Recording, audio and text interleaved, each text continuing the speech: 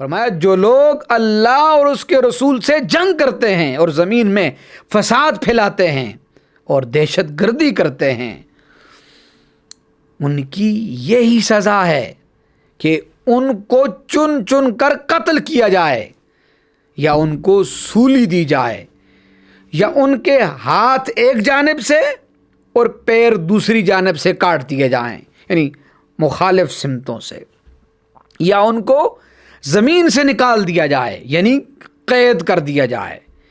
یہ ان کے لیے دنیا میں رسوائی ہے اور آخرت میں ان کے لیے بڑا عذاب ہے۔ آگے بڑھتے ہیں آیت نمبر 35 میں۔ بسم اللہ الرحمن الرحیم۔ السلام علیکم ورحمۃ اللہ وبرکاتہ۔ سلسلہ خلاصۃ القرآن میں ایک بار پھر سے خوش آمدید ہے۔ آج ہم چھٹے پارے کے خلاصے کے ساتھ حاضر ہیں۔ یاد رہے کہ اسلام کا ایک اہم اصول یہ ہے کہ اسلام دوسروں کے عیب کی پردہ پوشی کو حکم دیتا ہے اور برائی کی تشہیر کو پسند نہیں فرماتا، مگر اس کے باوجود مظلوم کی داد رسی کے لیے ظالم کے خلاف آواز بلند کرنے کی اجازت دی گئی ہے۔ آگے بڑھتے ہیں۔ آیت نمبر 150 میں بتایا کہ جو لوگ ایمان لانے میں اللہ اور اس کے رسولوں کے درمیان فرق کریں، یا بعض رسولوں پر ایمان لائیں اور بعض کا انکار کریں، یا ایمان اور کفر کے درمیان کوئی درمیانی راستہ تلاش کریں، یہ سب لوگ پکے کافر ہیں۔ مومن صرف وہی ہیں جو اللہ پر ایمان لائیں اور بلا تفریق اس کے سارے رسولوں پر بھی ایمان لائیں۔ آگے بڑھتے ہیں۔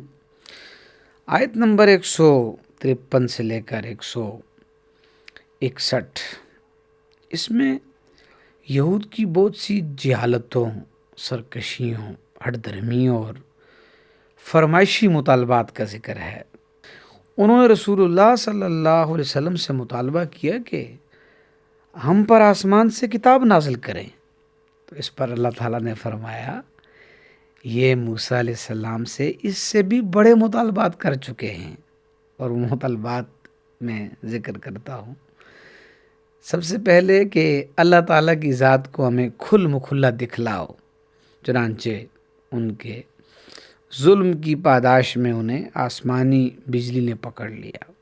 اس کے بعد پھر واضح دلائل آنے کے باوجود انہوں نے بچھڑے کی پوجا کی اور اللہ تعالیٰ نے ان کی توبہ کو قبول فرمایا۔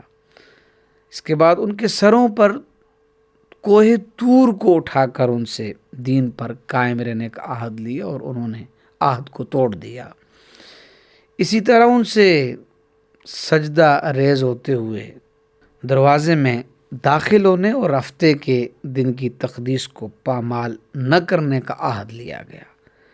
پھر اللہ تعالیٰ نے عہد شکنی اور کفر کی وجوہ کو بیان کیا۔ انہوں نے اللہ تعالیٰ کی آیات کا انکار کیا، اس سے انبیاء کرام کے معجزات مراد ہیں، اس کا انہوں نے انکار کیا۔ نمبر 2، انبیاء کرام کو ناحق قتل کیا۔ نمبر 3، حضرت مریم پر بہتان باندھا۔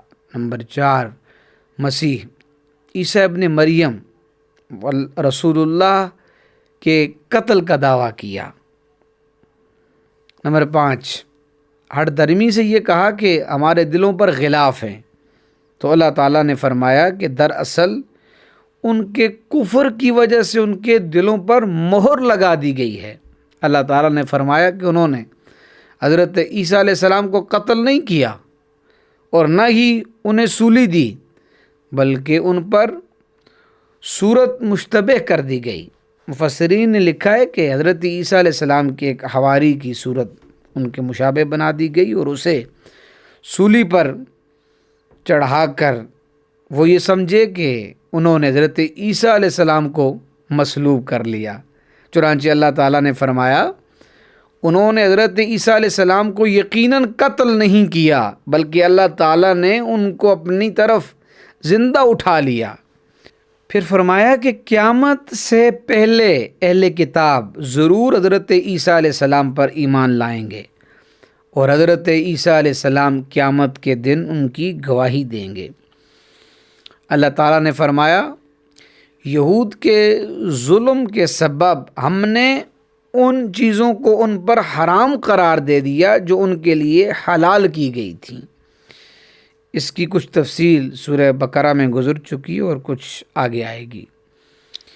یہود کی ایک سرکشی یہ تھی کہ ممانعت کے باوجود وہ سود لیتے تھے اور ناحق لوگوں کا مال کھاتے تھے، لیکن قرآن نے بتایا کہ جو ان میں سے پختہ علم والے تھے وہ قرآن پر اور اس سے پہلی سماوی کتابوں پر ایمان لاتے تھے، اقامت صلاۃ اور ایتاء زکوٰۃ پر وہ کاربند تھے، اللہ اور قیامت کے دن پر ان کا ایمان تھا، اور ایسے ہی لوگوں کو اجر عظیم عطا کیا جائے گا۔ آگے بڑھتے ہیں مزید، آیت نمبر 163 میں بتایا کہ وحی ربانی اور نبوت کا سارا سلسلہ آپس میں مربوط ہے۔ حضرت نوح اور ان کے بعد کے انبیاء کرام علیہ السلام اور حضرت ابراہیم سے لے کر حضرت عیسیٰ علیہ السلام تک متعدد انبیاء کرام کا ذکر کرنے کے بعد فرمایا کہ جس طرح ہم نے باری باری دیگر انبیاء کرام پر وحی نازل فرمائی، اسی طرح رسول مکرم صلی اللہ علیہ وسلم آپ پر بھی وحی نازل کی، اور مزید فرمایا کہ کچھ رسولوں کے نام اور حالات ہم نے آپ پر بیان کیے، اور ایسے بھی رسول ہیں جن کے نام اور حالات بیان نہیں ہوئے۔ یاد رہے کہ جن انبیاء کرام کے نام قرآن و حدیث میں بیان ہوئے ان پر تعیین کے ساتھ ایمان لانا فرض ہے، اور جن کے نام اور حالات بیان نہیں ہوئے ان پر اجمالی طور پر ایمان لانا فرض ہے، یعنی جس کو بھی اللہ نے رسول بنا کر بھیجا ہم ان پر ایمان لاتے ہیں۔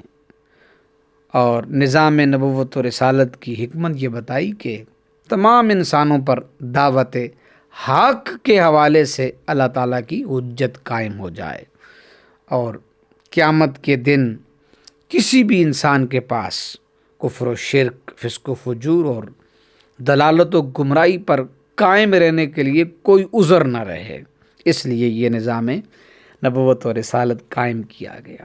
اسی لیے انبیاء کا فریضہ رحمت الہی کی بشارت سنانا اور عذاب الہی سے ڈرانا قرار پایا۔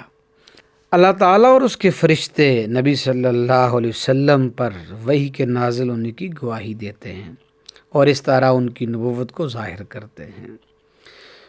کفر کرنے والے اور اللہ تعالیٰ کی سیدھی راہ سے روکنے والے لوگ کھلی گمراہی میں ہیں، اور ایسے کافروں اور ظالموں کی اللہ تعالیٰ نہ تو مغفرت فرماتا ہے اور نہ ہی انہیں دوزخ کے راستے کے علاوہ کسی اور راستے کی طرف گامزن فرماتا ہے۔ لوگ اگر رسول اللہ صلی اللہ علیہ وسلم کی لائی ہوئی بات کو مان لیں تو یہ بہتر ہے، وگرنہ اللہ تعالیٰ کو لوگوں کے کفر کی کوئی پرواہ نہیں ہے، اس لیے وہ زمین و آسمان اور جو کچھ ان میں ہے ان سب کا مالک ہے۔ مزید آگے بڑھتے ہیں۔ نصارہ نے دین میں غلو کیا اور عیسیٰ علیہ السلام کو ابن اللہ قرار دیا، تو اللہ تعالیٰ نے فرمایا کہ دین میں حد سے تجاوز نہ کرو، اللہ تعالیٰ کے بارے میں ناحق بات نہ کہو۔ مسیح عیسیٰ ابن مریم رسول اللہ تھے، اللہ کا کلمہ تھے جسے اس نے حضرت مریم کو القاء کیا اور اس کی روح تھے۔ مزید فرمایا کہ یہ نہ کہو کہ معبود تین ہیں، یعنی مقدس باپ، مقدس بیٹا اور روح القدس۔ فرمایا عقیدے کی بے اعتدالی سے باز آ جاؤ، اللہ کی ذات صرف ایک ہے، وہی مستحق کی عبادت ہے، وہ اولاد کی نسبت سے پاک ہے اور وہی آسمانوں اور زمینوں کا مالک ہے۔ مزید فرمایا نہ تو مسیح علیہ السلام کو اور نہ ہی مقرب فرشتوں کو اللہ کا بندہ ہونے میں کوئی عار ہے. یعنی اللہ کی بارگاہ میں ہر درجے کی مخلوق کے لیے شان بندگی ہی اعزاز و اکرام ہے. کیسی خوبصورت وضاحت ہے. آیت نمبر 174 میں فرمایا اے لوگو تمہارے پاس اللہ کی طرف سے قوی دلیل آ گئی ہے اور ہم نے تمہاری طرف واضح نور نازل کیا ہے. برہان قوی دلیل سے مراد سیدنا محمد الرسول اللہ صلی اللہ علیہ وسلم کی ذات گرامی ہے. سیدنا محمد صلی اللہ علیہ وسلم اور واضح نور قرآن مجید سے مکمل وابستگی اختیار کرنے سے ہی رحمت الہیہ کا حصول اور صراط مستقیم پر ثابت قدم رہنے کا انحصار ہے.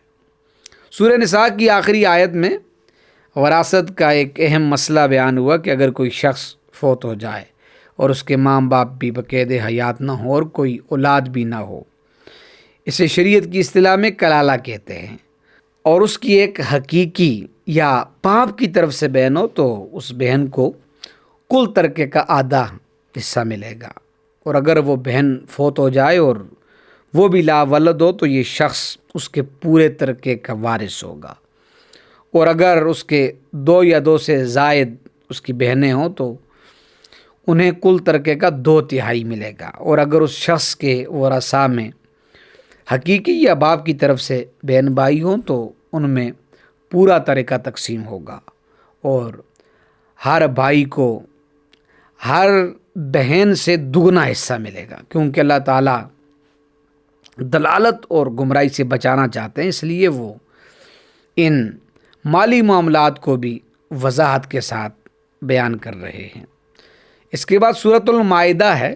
سورۃ المائدہ اس پہ بات کرتے ہیں. یہ مدنی سورت ہے لیکن اس کی بعض آیتیں مکہ میں نازل ہوئی ہیں. ترتیب مصحف کے اعتبار سے یہ 5ویں اور ترتیب نزول کے اعتبار سے 113ویں سورت ہے. اس سورت کی 2 آیتوں میں مائدہ یعنی کھانے دسترخوان کا ذکر ہے، اس لیے اس سورت کو سورۃ المائدہ کہتے ہیں. اس سورت کو سورۃ العقود اور سورۃ المنقذہ بھی کہتے ہیں. رسول اللہ صلی اللہ علیہ وسلم نے فرمایا سورۃ المائدہ اللہ کی ملکوت میں منقذہ کہلاتی ہے، کیونکہ یہ سورت اپنے پڑھنے والے کو عذاب کے فرشتوں سے نجات دیتی ہے. وعدے کو پورا کرنے کا حکم دے کر تربیت اخلاق سے اس سورت کا آغاز ہو رہا ہے. انفرادی، اجتماعی، بلکہ یوں کہوں کہ بین الاقوامی معاملات اور تعلقات میں وعدے کو پورا کرنے کی اہمیت ہر ذی شعور پر عیاں ہے. مزید فرمایا مستثنیات کے سوا جن کا بیان آگے آ رہا ہے 4 پاؤں والے جانور حلال کیے گئے ہیں، لیکن احرام کی حالت میں شکار حلال نہیں ہے. مزید فرمایا کہ اللہ تعالیٰ کی نشانیوں اور حرمت والے 4 مہینوں کی بے حرمتی نہ کرو. اسی طرح کعبہ میں بھیجی ہوئی قربانیوں اور جن جانوروں کے گلوں میں قربانی کی علامت ہے یعنی پٹے پڑے ہوں ان کی بھی بے حرمتی نہ کرو. اور یہ کہ احرام کھولنے کے بعد شکار کر سکتے ہو. اس کے بعد مسلمانوں کو نیکی کے کاموں میں ایک دوسرے کی مدد کرنے اور گناہ اور ظلم کے کاموں میں مدد نہ کرنے کا حکم ہوا ہے. یہ آیت مبارکہ جوامع الکلم میں سے ہے. ہر خیر و شر، بھلائی اور برائی کے اس آیت مبارکہ میں بڑے اختصار کے ساتھ تذکرہ کر کے قرآن مجید نے تمام کاموں کے لیے ایک اصل اور مکمل ضابطہ قرار دے دیا ہے. آیت نمبر 3 میں محرمات قطعیہ کا بیان ہے. وہ میں عرض کرتا ہوں کچھ نمبر کے اعتبار سے، جو یہ ہیں. نمبر 1 وہ حلال جانور جو طبی موت مر گیا ہو اور ذبح نہ کیا جا سکا ہو یعنی مردار. نمبر 2 ذبح کے وقت بہنے والا خون. نمبر 3 خنزیر کا گوشت. نمبر 4 جس جانور پر ذبح کرتے وقت غیر اللہ کا نام لیا گیا ہو، ذبح کرتے وقت غیر اللہ کا نام لیا گیا ہو. نمبر 5 وہ حلال جانور جو گلا گھونٹنے سے مر جائے. نمبر 6 وہ حلال جانور جو چوٹ لگنے سے مر جائے۔ نمبر 7 وہ حلال جانور جو بلندی سے گر کر مر گیا ہو۔ نمبر 8 وہ حلال جانور جسے دوسرے جانور نے سینگوں کی چوٹ سے مار دیا ہو۔ نمبر 9 جسے درندوں نے کھایا ہو۔ نمبر 10 وہ حلال جانور جو بتوں کے نام پر ذبح کیا گیا ہو۔ نمبر 11 اور فال کے تیروں سے قسمت کا حال معلوم کرنا۔ یہی وہ آیت مبارکہ ہے جس میں مسلمانوں کے لیے ایک اعزازی اعلان ہوا۔ مزید آگے بڑھتے ہیں۔ یہی وہ آیت مبارکہ ہے ابھی میں جس کا آگے ذکر کرنے لگا ہوں، جس میں مسلمانوں کے لیے ایک اعزازی اعلان ہوا کہ آج میں نے تمہارے لیے تمہارا دین مکمل کر دیا اور تم پر اپنی نعمت کو پورا کر دیا اور تمہارے لیے اسلام کو بطور دین پسند کر لیا ہے۔ قرآن سے پہلے کی کسی اسلامی کتاب میں تکمیل دین کا اعلان نہیں ہوا، اور اس آیت میں بتایا کہ حالت اضطرار میں بقائے جان کے لیے بقدر ضرورت حرام چیز کا کھانا جائز ہے۔ اسی صورت میں شکاری کتوں کے ذریعے شکار کیے گئے حلال جانور کے حکم کو بیان کیا گیا ہے، جس کی تفصیل اور مسائل تفسیر و حدیث اور فقہ کی کتابوں میں دیکھے جا سکتے ہیں۔ مزید آگے بڑھتے ہیں۔ آیت نمبر 5 میں بتایا کہ مسلمانوں کا کھانا اہل کتاب کے لیے حلال ہے اور اہل کتاب کا کھانا مسلمانوں کے لیے حلال ہے، بشرطے کہ وہ کھانا اپنے اصل کے اعتبار سے حلال ہو اور اس میں کسی حرام چیز کی آمیزش نہ ہو۔ اس آیت میں یہ حکمت بھی بیان ہوئی کہ اور حکم بھی بیان ہوا کہ اہل کتاب کی آزاد پاک دامن عورتوں سے مسلمان کا نکاح جائز ہے۔ مزید آگے بڑھتے ہیں۔ آیت نمبر 6 میں وضو کے 4 فرائض بیان ہوئے، یعنی نمبر 1 پورے چہرے کو دھونا، نمبر 2 کونیوں سمیت ہاتھوں کا دھونا، نمبر 3 سر کا مسح کرنا، نمبر 4 ٹخنوں سمیت پاؤں کا دھونا۔ اس کے بعد مریض، مسافر، بے وضو اور جنبی یعنی جس پر غسل واجب ہو، ان کے لیے ضرورت کے وقت تیمم کی اجازت کا بیان ہے، جس کی تھوڑی سی تفصیل ہم سورہ نساء میں بیان کر چکے ہیں۔ اور مزید آگے بڑھتے ہیں۔ آیت نمبر 8 میں انصاف کا حکم دیتے ہوئے فرمایا کہ کسی قوم کی عداوت کی وجہ سے تم بے انصافی پر آمادہ نہ ہو جاؤ، تم عدل کرتے رہو، اور یہی روش خوف خدا کے زیادہ قریب ہے۔ آیت نمبر 11 میں یہودیوں کی آپ صلی اللہ علیہ وسلم کو بھاری پتھر لڑکا کر شہید کرنے کی سازش کو ناکام کرنے اور آپ صلی اللہ علیہ وسلم کی حفاظت کرنے کی اور اللہ تعالیٰ کے احسان کا ذکر ہے۔ آیت نمبر 12 میں اللہ تعالیٰ کے بنی اسرائیل سے میثاق کا ذکر کرتے ہوئے فرمایا کہ اور اللہ تعالیٰ نے فرمایا بے شک میں تمہارے ساتھ ہوں اگر تم نماز قائم کرتے رہے اور زکوٰۃ دیتے رہے اور تم میرے رسولوں پر ایمان لائے اور تم نے ان کی تعظیم کے ساتھ مدد کی اور اللہ کو اس کے دیے ہوئے مال سے اچھا قرض دیا تو میں ضرور بے ضرور تم سے تمہارے گناہوں کو مٹا دوں گا اور میں تم کو ضرور ان جنتوں میں داخل کروں گا جن کے نیچے دریا بہتے ہیں۔ اس کے بعد پھر بنی اسرائیل کی عہد شکنی، سنگ دلی، کلام اللہ میں تحریف کرنے پر ان پر اللہ کی لعنت کا ذکر ہے۔ آگے چل کے فرمایا کہ میثاق الہی کے بڑے حصے کو بھلا دینے کی پاداش میں ان کے درمیان قیامت تک کے لیے بغض و عداوت اور منافرت کو پیدا کر دیا۔ اہل کتاب کے جرائم تو بہت زیادہ ہیں، لیکن یہاں ان کے بہت کم جرائم کو بیان کیا گیا ہے، کیونکہ مقصود ان کی اصلاح ہے، نہ کہ ان کے جرائم کو بیان کرنا اور ان کے جرائم کی تشہیر کرنا ہے۔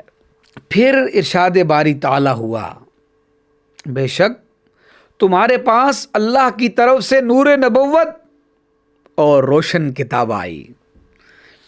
اللہ اس کے ذریعے سلامتی کے راستوں پر ان لوگوں کو چلاتا ہے جو اس کی رضا کی پیروی کرتے ہیں، اور اپنے اذن سے ان کو اندھیروں سے نکال کر روشنی کی طرف لاتا ہے اور ان کو سیدھے راستے کی طرف ہدایت دیتا ہے۔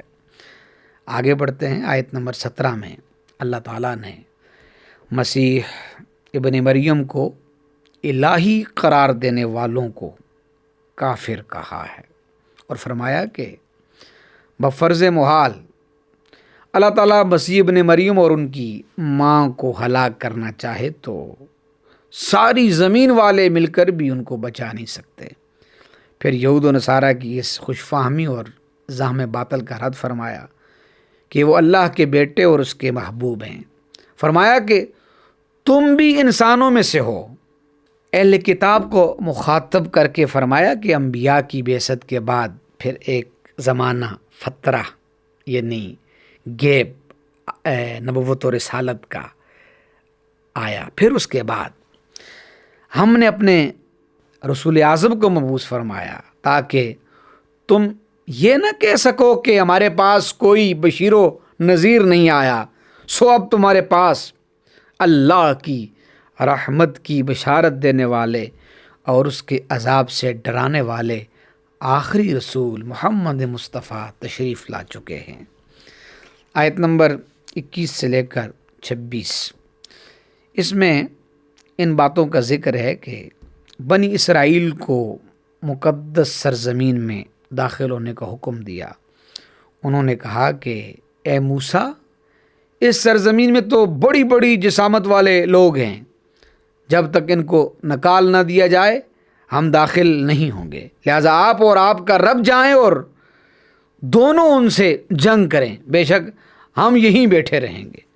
تو موسیٰ علیہ السلام جب اپنی قوم سے مایوس ہو گئے تو اللہ تعالیٰ کی بارگاہ میں عرض کی کہ اے پروردگار، میرا بس تو صرف اپنے آپ پر اور اپنے بھائی ہارون پر چل سکتا ہے، پس میرے اور میری نافرمان قوم کے درمیان فیصلہ فرما دیجئے۔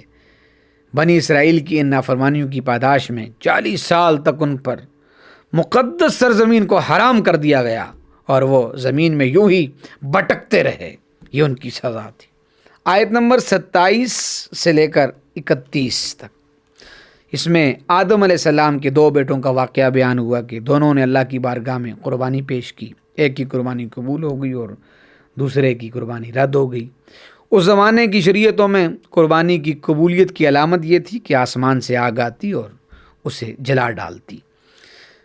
قابیل جس کی قربانی رد ہو گئی، اس نے غصے میں اپنے بھائی حابیل کو قتل کر دیا۔ اس قربانی کا پس منظر کتب تفسیر میں مذکور ہے۔ پھر قابیل کو یہ سمجھائی نہیں دے رہا تھا کہ بھائی کی لاش کے ساتھ کیا کروں، پھر اللہ تعالیٰ نے گواہ بھیج کر اسے لاش کو زمین میں دفن کرنا سکھایا۔ اس منظر کو بیان کرنے کے بعد اللہ عز و جل ارشاد فرماتا ہے، اسی وجہ سے ہم نے بنی اسرائیل پر لکھ دیا کہ جس شخص نے جان کے بدلے کے بغیر یعنی حق کے قصاص کے بغیر یا زمین میں فساد پھیلانے کے جرم کے بغیر کسی انسانی جان کو قتل کیا تو گویا اس نے تمام انسانوں کو قتل کیا، اور جس نے کسی بے قصور شخص کی جان کو بچا لیا تو گویا اس نے تمام انسانوں کو بچا لیا۔ اس سے معلوم ہوا کہ انسانی جان کی حرمت انسانیت کا اجتماعی حق ہے، اور ایک بے قصور انسان کا قتل کرنا پوری انسانیت کو قتل کرنا ہے۔ اس کے بعد انسانیت کے سب سے بڑے جرم جسے آج کل دہشت گردی کہا جاتا ہے، اللہ تعالیٰ نے اسے اللہ اور رسول کے خلاف جنگ قرار دے کر ان کلمات میں بیان فرمایا جو لوگ اللہ اور اس کے رسول سے جنگ کرتے ہیں اور زمین میں فساد پھیلاتے ہیں اور دہشت گردی کرتے ہیں، ان کی یہی سزا ہے کہ ان کو چن چن کر قتل کیا جائے، یا ان کو سولی دی جائے، یا ان کے ہاتھ ایک جانب سے اور پیر دوسری جانب سے کاٹ دیے جائیں، یعنی مخالف سمتوں سے، یا ان کو زمین سے نکال دیا جائے یعنی قید کر دیا جائے، یہ ان کے لیے دنیا میں رسوائی ہے اور آخرت میں ان کے لیے بڑا عذاب ہے۔ آگے بڑھتے ہیں، آیت نمبر 35 میں اہل ایمان کو تقوی اختیار کرنے اور اللہ کی بارگاہ میں نجات کا وسیلہ تلاش کرنے کا حکم دیا۔ آیت نمبر 36 میں فرمایا کہ کوئی شخص ساری روئے زمین کا مالک ہو جائے اور اتنی ہی دولت اسے اور مل جائے، اور یہ سب کچھ اپنی جان کے فدیے کے طور پر دے، تو پھر بھی قیامت کے دن کافر کی نجات ممکن نہیں۔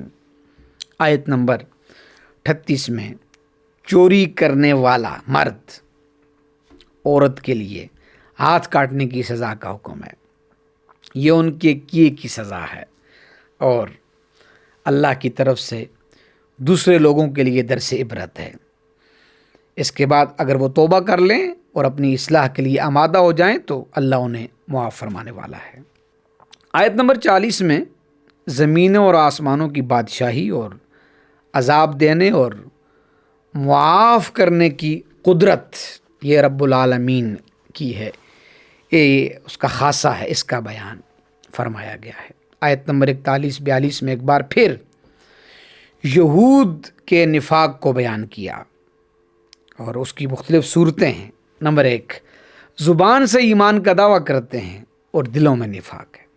نمبر 2، بہت زیادہ جھوٹی باتیں سننے والے ہیں۔ نمبر 3، جو لوگ آپ سے دور رہتے ہیں ان کی باتیں بڑی توجہ سے سنتے ہیں۔ نمبر 4، اللہ کے کلام میں تحریف کرتے ہیں۔ نمبر 5، وہ آپ کے پاس اپنے مقدمات اس نیت سے لے کر آتے ہیں کہ ان کا پسندیدہ فیصلہ کیا جائے تو قبول ہے، ورنہ وہ آپ کے فیصلے کو نہیں مانتے۔ نمبر 6، بہت زیادہ حرام کھانے والے ہیں۔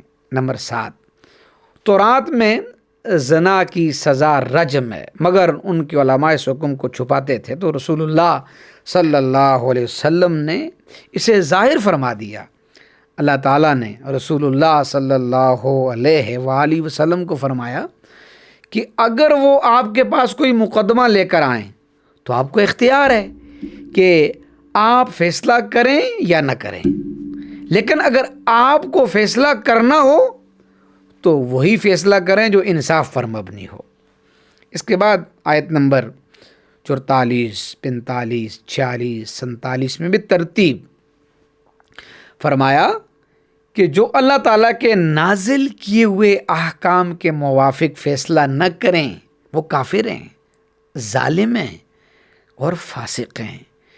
یعنی جو اتنا سرکش ہو کہ اللہ کے حکم کو سرے سے تسلیم ہی نہ کرتا ہو تو وہ کافر ہے، اور جو اپنی ہٹ درمی یا بے عملی کی وجہ سے نافذ نہ کرے تو وہ ظالم اور فاسق ہے۔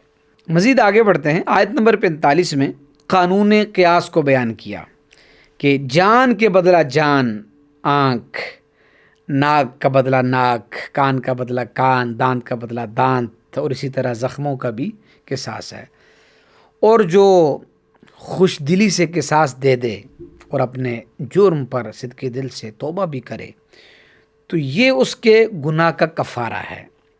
آیت نمبر 40 میں فرمایا کہ حضرت موسیٰ علیہ السلام کے بعد بھی سلسلہ نبوت جاری رہا۔ ان کے نقش قدم پر حضرت عیسیٰ علیہ السلام تشریف لائے، انہوں نے تورات کی تصدیق کی اور ان کو انجیل دی گئی جو تورات کی طرح سراپا ہدایت و نور تھی۔